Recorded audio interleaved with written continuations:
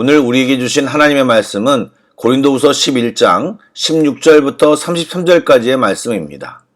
신약성경 297쪽입니다. 고린도후서 11장 16절부터 33절까지의 말씀을 드라마 바이블로 낭독합니다. 내가 다시 말하노니 누구든지 나를 어리석은 자로 여기지 말라. 만일 그러하더라도 내가 조금 자랑할 수 있도록 어리석은 자로 받으라. 내가 말하는 것은 주를 따라 하는 말이 아니요 오직 어리석은 자와 같이 기탄 없이 자랑하노라. 여러 사람이 육신을 따라 자랑하니 나도 자랑하겠노라. 너희는 지혜로운 자로서 어리석은 자들을 기쁘게 용납하는구나.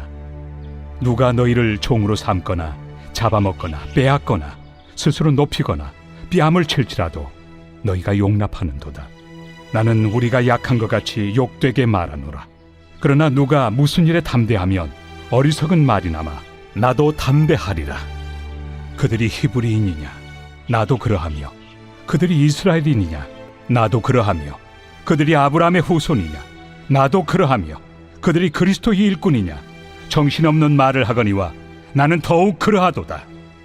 내가 수고를 넘치도록 하고 옥에 갇히기도 더 많이 하고 매도 수없이 맞고 여러 번 죽을 뻔하였으니 유대인들에게 40에서 하나 감한매를 5번 맞았으며 3번 태장으로 맞고 1번 돌로 맞고 3번 파선하고 일주야를 깊은 바다에서 지냈으며 여러 번 여행하면서 강의 위험과 강도의 위험과 동족의 위험과 이방인의 위험과 신의 위험과 광야의 위험과 바다의 위험과 거짓 형제 중의 위험을 당하고 또 수고하며 애쓰고 여러 번 자지 못하고 줄이며 목마르고 여러 번 굶고 춥고 헐벗었노라. 이외의 일은 고사하고 아직도 날마다 내 속에 눌리는 일이 있으니 곧 모든 교회를 위하여 염려하는 것이다. 누가 약하면 내가 약하지 아니하며 누가 실족하게 되면 내가 애타지 아니하더냐. 내가 부득불 자랑할진대 내가 약한 것을 자랑하리라. 주 예수의 아버지 영원히 찬송할 하나님이 내가 거짓말 아니하는 것을 아시느니라. 다메섹에서 아레다 왕의 고관이 나를 잡으려고 다메섹 성을 지켰으나 나는 광주리를 타고 들창문으로 성벽을 내려가 그 손에서 벗어났노라. 오늘 말씀을 볼 때 한 가지를 염두에 두고 읽어야 이해가 잘 될 수 있습니다. 오늘날도 서양과 동양의 사고방식이 많이 틀린데 오늘날 특히 동양의 우리들의 삶의 태도와 성경 당시의 로마 시대의 생동 방식은 많이 다릅니다.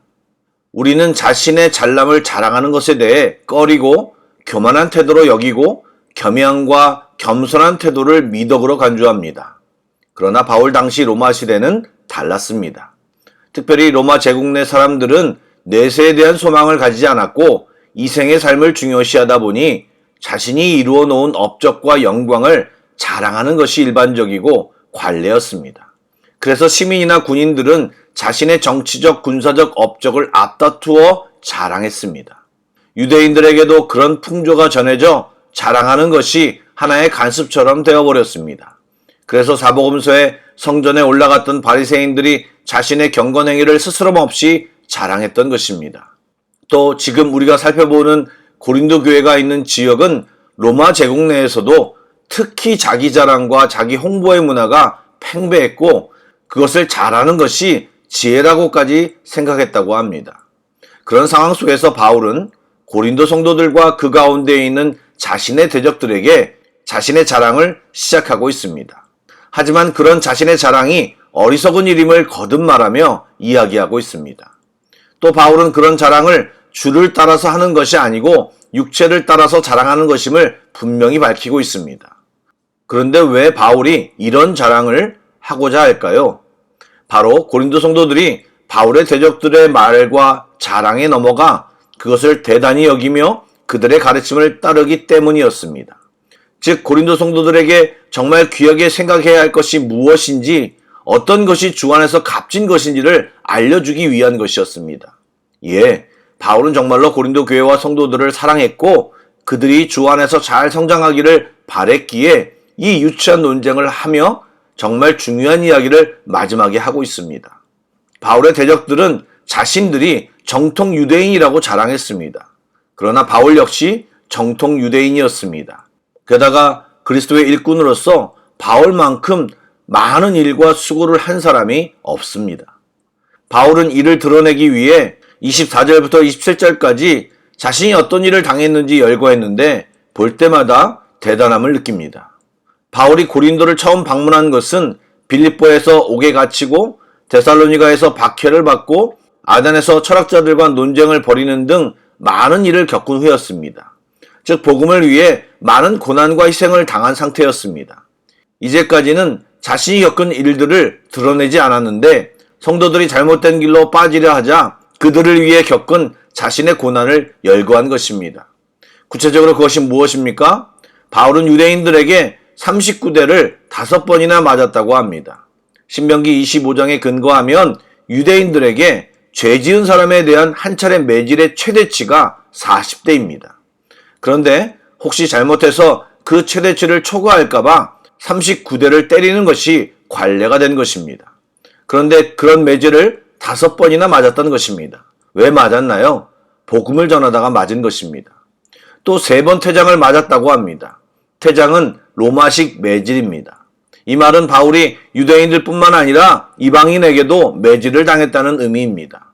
또 한 번 돌에 맞았다고 했는데 유대인들은 신성모독죄에 대해 집단적으로 돌을 던집니다. 이것은 사도행전 14장에 나온 이야기로 돌에 맞아 죽은 줄 알고 사람들이 바울을 내다버렸는데 살아난 이야기입니다. 또 3번의 파선도 경험하였고 바다에서 폭풍 때문에 난파당해 구조될 때까지 바다 위에서 일주일을 헤맨 적도 있다고 고백합니다. 그 외에도 수많은 사람들에게 위험을 당하고 잠 못 이루고 줄이고 목마르고 굶고 춥고 헐벗는 요즘 영화 제목처럼 극한 직업을 가진 사역자가 바로 바울이었습니다. 또 날마다 마음속에 눌림이 있었는데 바로 개척한 교회들에 대한 염려라고 고백합니다.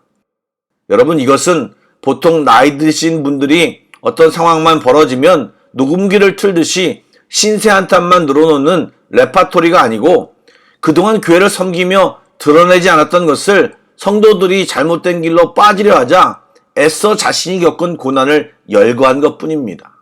이것은 그리스도의 일꾼이라고 자처하는 거짓 사도들이 도저히 흉내조차 낼 수 없는 것으로 죽음을 넘나들며 주님과 복음을 위해 고난받은 시간이었던 것입니다. 사랑하는 여러분, 만약 우리가 바울 같은 경험을 겪었다면 어떻게 행동했을까요? 어떤 일이 생기면 내가 당신들에게 이렇게 했는데 나는 하나님 앞에 이런 일까지 행한 사람이야. 내가 이런 사도야. 자주 나의 의를, 나의 애씀을 드러내고 이야기하지 않겠습니까? 얼마 전 한국에 있을 때 굉장히 친한 분이 교회를 2시간에 걸쳐 다니고 있다고 말씀하시더군요. 굉장히 친한 분이어서 제가 그분에게 이렇게 권면드렸습니다. 교회를 왕복 4시간에 걸쳐 다니며 섬기는 것, 보통 사람들이 할 수 없는 대단한 헌신입니다. 그런데 그것을 다른 사람에게 자주 이야기하지 않았으면 좋겠습니다. 분명히 그런 의도는 없겠지만 그것이 자신의 의의가 되어 상대방에게 나는 이런 수고를 하는데 당신은 그런 수고를 하지 않지 않느냐? 똑바로 해라. 나는 이 정도 헌신을 하는 사람이야. 라는 이야기가 된다면 그 순간 그 헌신은 헌신이 아니라 바리새인과 다름없는 교만의 사람이 되는 것이라고 말씀드렸습니다. 바울은 지금 자신의 이런 수고를 이야기하면서 내가 잘났음을, 내가 수고했음을 이야기하는 것이 아니라 거짓 선지자들에게 속지 말라는 의도에서 이 말을 하고 있는 것입니다. 사람들이 생각하는 수고와 업적, 자랑할 것이 바울에게 없는 것이 아니라 그런 쪽으로 생각하면 바울은 영웅도 될 수 있지만 자신은 그렇게 했으면서도 계속 교회를 위해 걱정하고 안타까워하는 사역자임을 강조합니다. 성도의 연약함에 아무것도 할 수 없는 영적 아비로서 양떼를 향한 애달픈 심정을 오히려 강조하며 이야기하고 있습니다. 그리고 그가 진짜 자랑하는 것은 바로 자신의 약함이라고 고백합니다. 이어 바울은 예수님을 만난 후 다메섹에서 광주리를 타고 빠져나왔던 이야기를 합니다. 여러분, 바울은 원래 대제사장의 위임을 받아 교회를 진멸하려고 했던 강한 자였습니다. 어떤 해답을 가지고 있고 힘을 가진 자였습니다. 그런데 그리스도를 만난 이후 세상으로는 도저히 답이 없는 약한 자, 아무것도 할 수 없는 자가 되었습니다. 하지만 그리스도의 권세로 인해 많은 사람에게 참 진리를 가르치고 약함으로 참된 강함을 경험하는 법을 가르치며 교회도 개척하고 많은 사람들을 세우고 복음을 전하는 자가 되었습니다. 약한 자가 되어 주의 능력이 머물며 많은 열매들을 맺는 바울은 주 안에서 진정한 강한 자인 것입니다. 그래서 자신의 약함 때문에 그리스도가 나타남으로 자기는 자기의 약함을 자랑한다고 고백한 것입니다. 사랑하는 여러분, 세상이 주목하는 외적인 것, 눈에 보이는 것보다 주님의 십자가를 자랑해야 합니다. 세상으로 십자가는 자랑할 것이 하나도 없는 수치스러운 것이지만 그 속에 하나님의 능력, 계획, 사랑, 축복, 구원이 담겨져 있는 놀라운 보물입니다. 십자가를 주목해야 합니다. 또한 주님처럼 우리의 삶 속에 내가 아닌 그리스도가 주님이 드러나는 삶을 살아야 진짜 그리스도인입니다. 예수님도 결국 하나님과 그분의 뜻을 끝까지 드러내시며 이 땅에서 살으셨습니다. 우리 모두는 예수님의 길을 뒤쫓아가는 귀한 성도들이 다 되어야 합니다. 그런 귀한 성도가 다 되시길 주님의 이름으로 축복합니다. 아멘. 기도하겠습니다. 사랑의 하나님, 오늘도 주님의 사랑과 은혜가 우리 가운데 충만히 깨달아지길 소망합니다. 눈에 보이는 것들에 매몰되어 보이지 않는 하나님과 예수님을 잊어버리고 살지 않게 하여 주옵소서. 주님을 위해 수고와 애씀을 아까워하는 삶이 아니라 기꺼이 주님께 드리고 헌신하며 사는 인생이 되게 하여 주옵소서. 내가 높아지는 삶이 아니라 나를 통해 주님이 높아지고 주님이 영광 받으시기를 간절히 소망합니다. 주여 인도하여 주옵소서. 못난 우리의 자아를 주 앞에 엎드리게 하여 주옵소서. 신실하신 주님이 오늘도 기도할 때 은혜를 베풀어 주시옵소서. 예수님의 이름으로 기도드립니다. 아멘. 계속해서 찬양 한 곡을 묵상하시고 합심기도와 개인기도로 나아가겠습니다.